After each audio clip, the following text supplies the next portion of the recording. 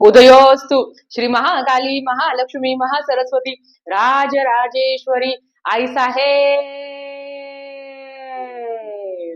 श्री अंबा माता की जय। श्री अंबा माता की जय। श्री अंबा माता की जय। नमस्कार सर्वांना, श्री स्वामी समर्थ। तुम्हा सगळ्यांचं आपल्या चॅनलमध्ये खूप खूप मनापासून स्वागत। तर उद्या आहे नवमी आणि दसरा एकाच दिवशी आला आहे। दसरा म्हटलं तर महिलांनी काही घरात महत्वाची कार्य करायचे असतात, त्याच्याचबरोबर देवीची तळी भरायची असती, कुळाचार करण्याचा एक महत्वाचा दिवस मानला जातो। शारदीय नवरात्र उत्सवची सांगता उद्या आहे। बोलता बोलता दसरा सुद्धा आला। आजच्या व्हिडिओमध्ये मी तुम्हाला आपल्याला दसऱ्याच्या दिवशी घरात कुठली कामं करायची आहे त्याच्याबद्दलच माहिती सांगणार आहे। आणि मेन म्हणजे सरस्वती पूजन करायचं असतं ह्या दिवशी, शस्त्राचं सुद्धा पूजन करायचं असतं त्याच्याबद्दल सुद्धा माहिती सांगणार आहे। चार मुहूर्तापैकी एक, खरं तर 3.5 मुहूर्त असतो पण आता त्याला चार चार मुहूर्त झालाय।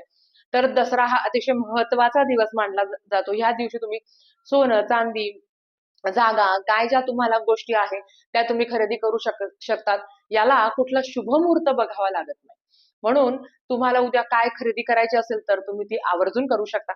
त्याच्याच बरोबर उद्या सकाळी उठून आपल्याला कुळाचार सुद्धा करायचा असतो।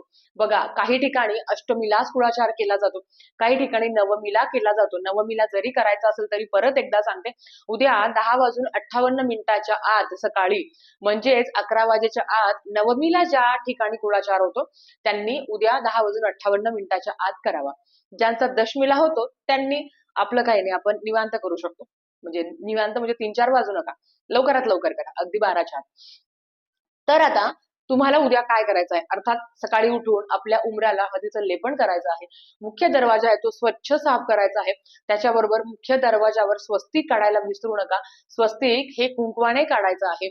आपण प्रत्येक आपल्या घरात, मग तुम्ही भाड्याचं असो नाही तर स्वतःच असो आपण जी तोरण लावत असतो, झेंडूच्या फुलांची तोरण लावत असतो, ते तुम्ही तुमच्या घराला, तुमच्या जर गॅलरी असेल तर गॅलरीला, तुमच्या जे आपल्या गाड्या असतात, छोटी असो मोठी असो सायकल असो, प्रत्येकाची ते सुद्धा शस्त्र आहे आपलं आणि त्याची सुद्धा पूजा करायची असते। गाडी वगैरे काय असेल ते स्वच्छ धुवायची आहे। गाडी धुताना तुम्हाला सांगते, उद्या ते गाडी ज्या पाण्याने धुतो त्या पाण्यामध्ये थोडंसं खडा मीठ टाका, हळद टाका, गोमूत्र टाका आणि त्याने तुम्हाला तुमची गाडी धुवायची आहे। उद्या गाडीचं पूजन करायला विसरू नका। आपल्याला ह्या सगळ्या गोष्टी माहिती आहे, पण कधी कधी इतकी गडबड असते आणि ह्या नवरात्रीच्या कालावधीमध्ये मला माहिती आहे तुमच्या, म्हणजे तुम्ही काय आणि मी काय, आपण बरीच कसरतीने ह्या सगळ्या सेवा केल्या आहेत आणि त्याची उद्या सांगता करायची वेळ आलेली आहे आपल्याला।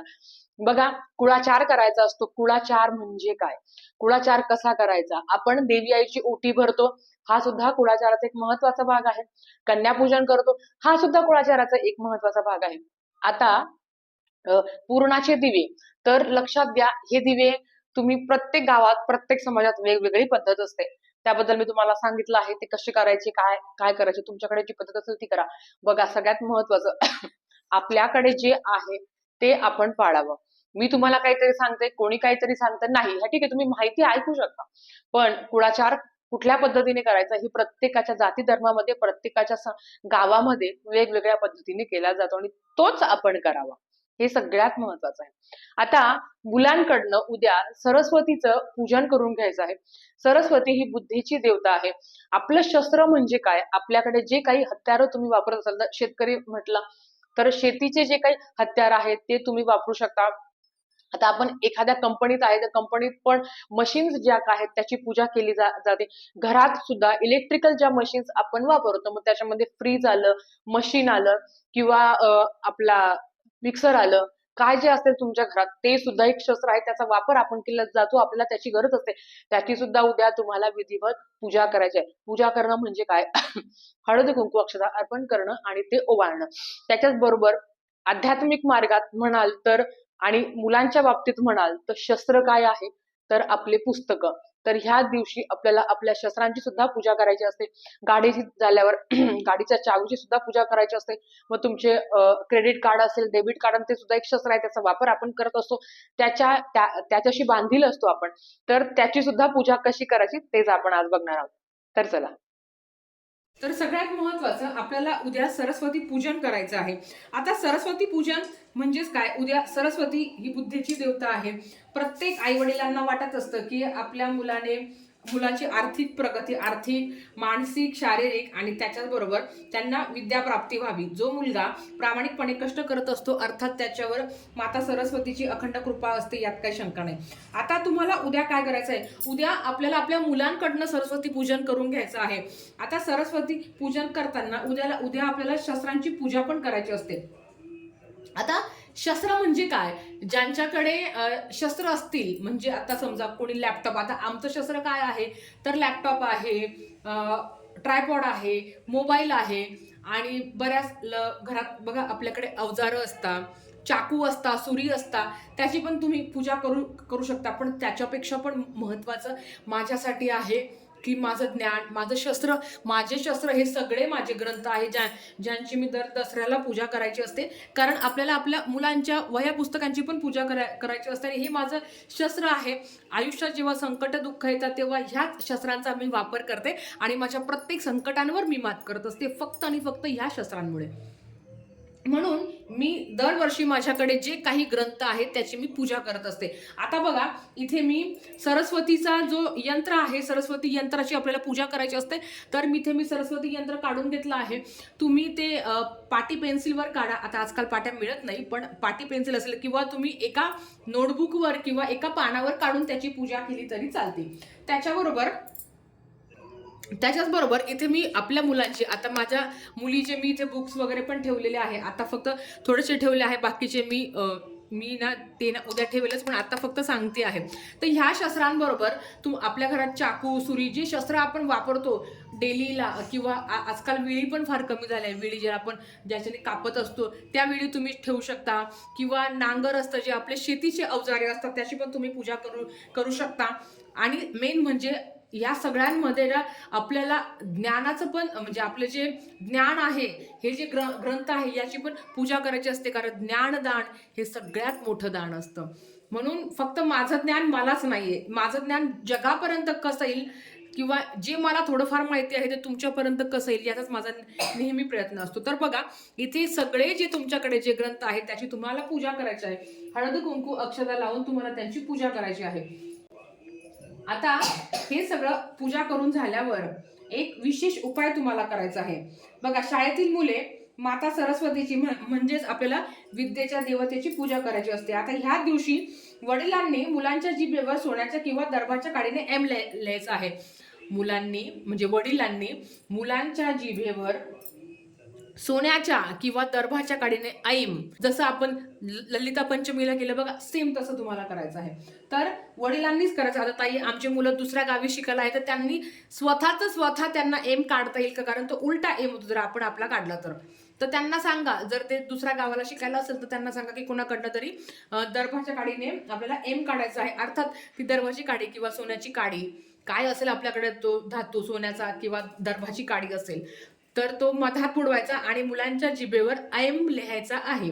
वडिलांनी, आता ताई आम्हाला वडील नाहीये किंवा माझे मिस्टर नाही, तर अशा वेळेस आई करू शकते, किंवा माझा मुलगा बाहेर गावी आहे शिकायला, तर काय करायचं, मग तिथे कोणाला तरी सांगा. आणि आय थिंक दसरा आहे तर मुलं घरी आलेलीच असतील.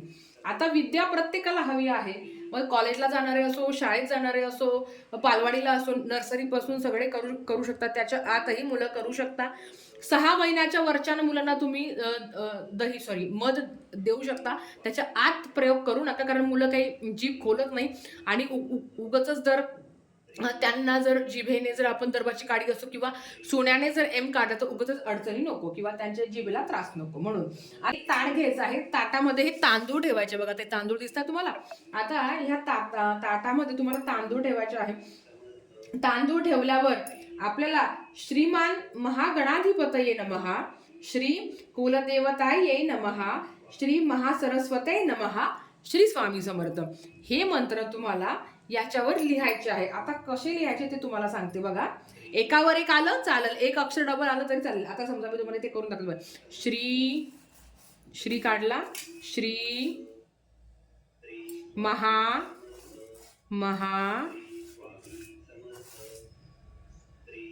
गणाधिपतये,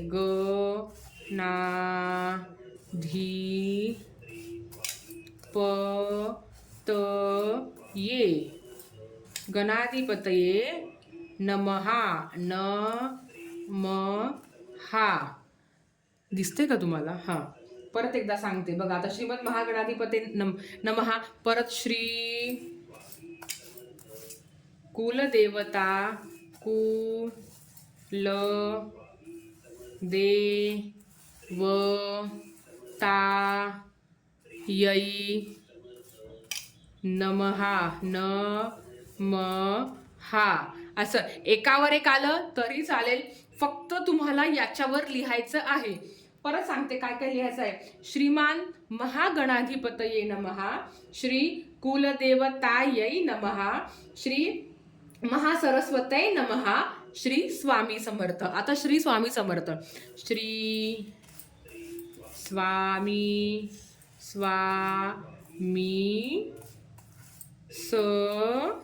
समर्थ असं लिहायचं. तुम्हाला मी डेमो करून दाखवलं आहे. तुम्हाला तुमची प्रश्नांची उत्तरं मिळाली असतील. आता हे झाल्यावर हे तांदूळ असे थोडेसे खाली ठेवायचे. आता मी इथे ठेवते म्हणजे तुम्हाला दिसेल.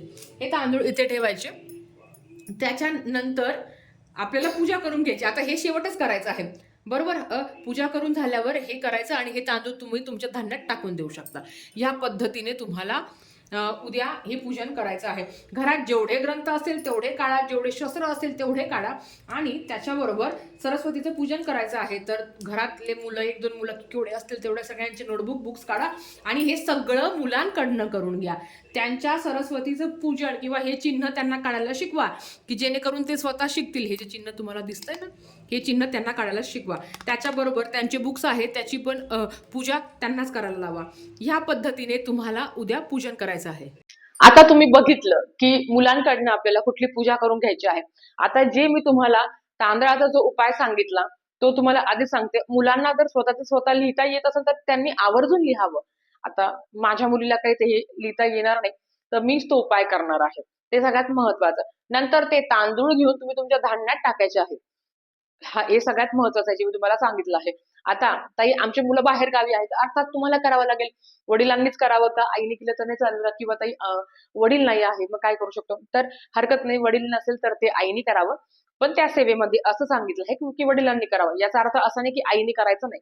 वडील असेल तर वडिलांकडनं करून घ्या. जर ते काही कामासाठी असेल, बाहेर गावी असेल, तर तुम्ही हा उपाय केला तरी चालेल. मासिक धर्म, सुतक, विटाळ हे सेवा करता येणार नाही. मासिक धर्माचे 4 दिवसाचे कडकडून पाळायचे असतात महिलांनो, आणि ते आपल्याला पाळायचेच आहे.